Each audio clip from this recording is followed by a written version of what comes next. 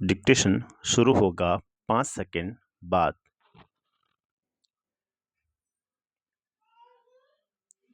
स्वयं प्रकाश का जन्म सन 1947 में इंदौर, मध्य प्रदेश में हुआ। मैकेनिकल इंजीनियरिंग की पढ़ाई करके एक औद्योगिक प्रतिष्ठान में नौकरी करने वाले स्वयं प्रकाश का बचपन और नौकरी का बड़ा हिस्सा राजस्थान में बीता। ये वसुधा पत्रिका के संपादन से जुड़े रहे। पैरा 8वें दशक में उभरे स्वयं प्रकाश आज समकालीन कहानी के महत्वपूर्ण हस्ताक्षर हैं। उनके 13 कहानी संग्रह प्रकाशित हो चुके हैं, जिनमें सूरज कब निकलेगा, आएंगे अच्छे दिन भी, आदमी जात का आदमी और संधान उल्लेखनीय है। उनके बीच में विनय और ईंधन उपन्यास चर्चित रहे हैं।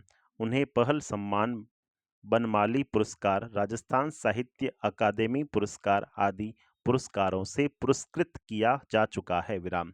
इनका निधन 2019 में हुआ। पैरा मध्यवर्गीय जीवन के कुशल चितेरे स्वयं प्रकाश की कहानियों में वर्ग शोषण के विरुद्ध चेतना है, तो हमारे सामाजिक जीवन में जाति, संप्रदाय और लिंग के आधार पर हो रहे भेदभाव के खिलाफ प्रतिकार का स्वर भी है। रोचक किस्सा गोई शैली में लिखी गई उनकी कहानियां हिंदी की वाचिक परंपरा को समृद्ध करती हैं।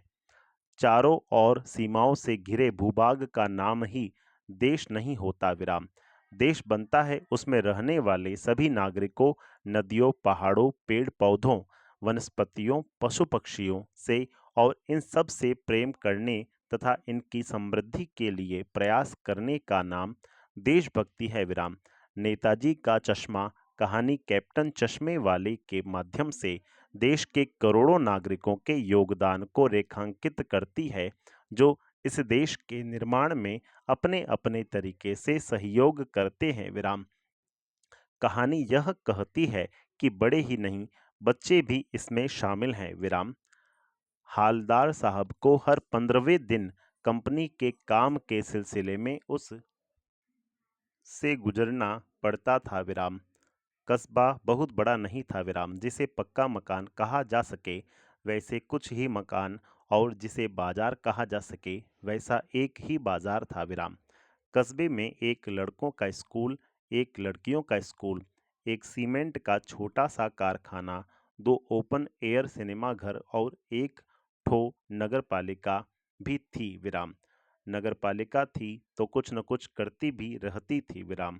कभी कोई सड़क पक्की करवा दी, कभी कुछ पेशाब घर बनवा दिए, कभी कबूतरों की छतरी बनवा दी, तो कभी कवि सम्मेलन करवा दिया। इसी नगरपालिका के किसी उत्साही बोर्ड या प्रशासनिक अधिकारी ने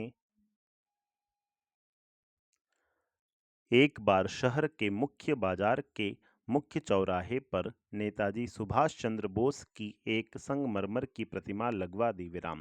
यह कहानी उसी प्रतिमा के बारे में है, बल्कि उसके भी एक छोटे से हिस्से के बारे में। पैरा पूरी बात तो अब पता नहीं, लेकिन लगता है कि देश के अच्छे मूर्तिकारों की जानकारी नहीं होने और अच्छी मूर्ति की लागत अनुमान और उपलब्ध बजट से कहीं बहुत ज़्यादा होने के कारण काफ़ी समय ऊहापोह और चिट्ठी पत्री में बरामद हुआ होगा, और बोर्ड की शासनावधि समाप्त होने की घड़ियों में किसी स्थानीय कलाकार को ही अवसर देने का निर्णय किया गया होगा, और अंत में कस्बे के इकलौते हाई स्कूल के इकलौते ड्राइंग मास्टर मान लीजिए मोतीलाल जी को यही काम सौंप दिया गया होगा,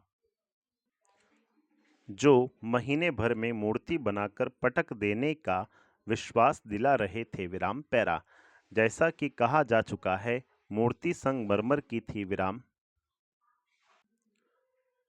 टोपी की नोक से कोट के दूसरे बटन तक कोई 2 फुट ऊंची।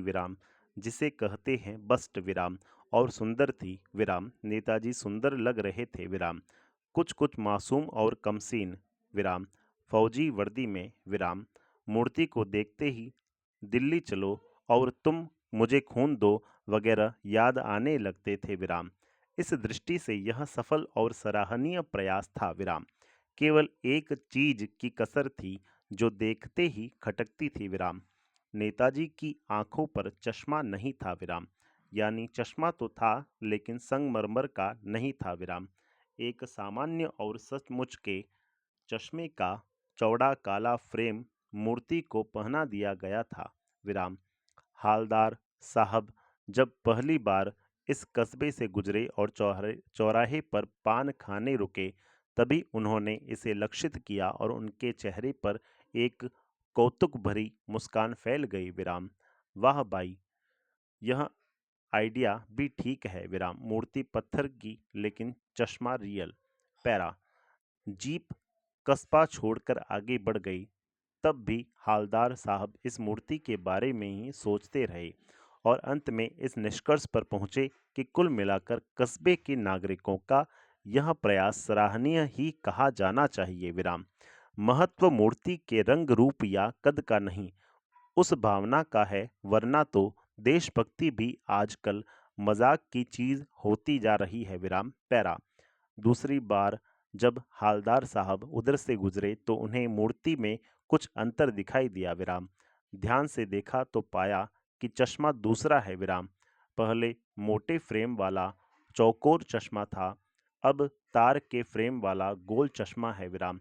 हालदार साहब का कौतुक और बढ़ा विराम। वाह भाई, क्या आइडिया है विराम। मूर्ति कपड़े नहीं बदल सकती, लेकिन चश्मा तो बदल ही सकती है विराम। तीसरी बार फिर नया चश्मा था विराम। पैरा। हालदार साहब की आदत पड़ गई हर बार कस्बे से गुजरते समय चौराहे पर रुकना, पान खाना और मूर्ति को ध्यान से देखना विराम। एक बार जब कौतूहल दुर्दमनीय हो उठा तो पाने वाले से ही पूछ लिया, क्यों भाई, क्या बात है? यह तुम्हारे नेताजी का चश्मा हर बार बदल कैसे जाता है? पैरा। पान वाले के खुद के मुंह में पान ठुसा हुआ था विराम। वह एक काला मोटा और खुशमिजाज आदमी था विराम। हालदार साहब का प्रश्न सुनकर वह आंखों ही आंखों में हंसा विराम। उसकी तौंद थिरकी विराम। पीछे घूमकर उसने दुकान के नीचे पान थूका और अपनी लाल काली बत्तीसी दिखाकर बोला, कैप्टन चश्मे वाला करता है विराम। क्या करता है?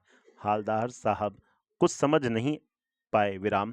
चश्मा चेंज कर देता है विराम, पान वाले ने समझाया विराम। क्या मतलब? क्यों चेंज कर देता है? हालदार साहब अब भी नहीं समझ पाए विराम। कोई गिराक आ गया समझो विराम, उसको चौड़े चौखट चाहिए विराम, तो कैप्टन किधर से लाएगा? तो उसको मूर्ति वाला दे दिया विराम, उधर दूसरा बिठा दिया विराम। पैरा। अब हालदार साहब को बात कुछ कुछ समझ में आई विराम। एक चश्मे वाला है जिसका नाम कैप्टन है विराम। उसे नेताजी की बगैर चश्मे वाली मूर्ति बुरी लगती है विराम, बल्कि आहत करती है, मानो चश्मे के बगैर नेताजी को असुविधा हो रही हो विराम।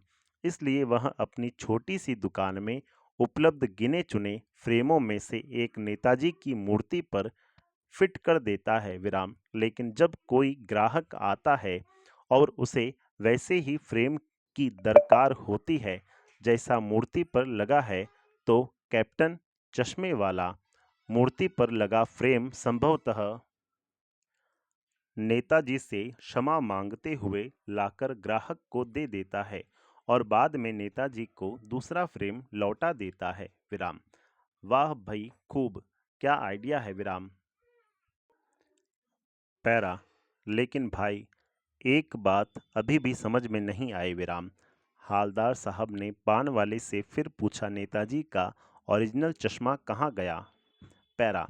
पान वाला दूसरा पान मुंह में ठूस चुका था विराम। दोपहर का समय था, दुकान पर भीड़ भाड़ अधिक नहीं थी विराम। वह फिर आंखों ही आंखों में हंसा विराम। उसकी तौंद थिरकी विराम। कत्थे की डंडी फेंक पीछे मुड़कर उसने नीचे पीक थूकी और मुस्कुराता हुआ बोला, मास्टर बनाना भूल गया विराम। पैरा। पान वाले के लिए यह एक मजेदार बात थी, लेकिन हालदार साहब के लिए चकित और द्रवित करने वाले विराम। यानी वह ठीक ही सोच रहे थे विराम। मूर्ति के नीचे लिखा, मूर्तिकार मास्टर मोतीलाल वाकई कस्बे का अध्यापक था विराम। बेचारे ने महीने भर में मूर्ति बनाकर पटक देने का वादा कर दिया होगा। संपूर्ण विराम।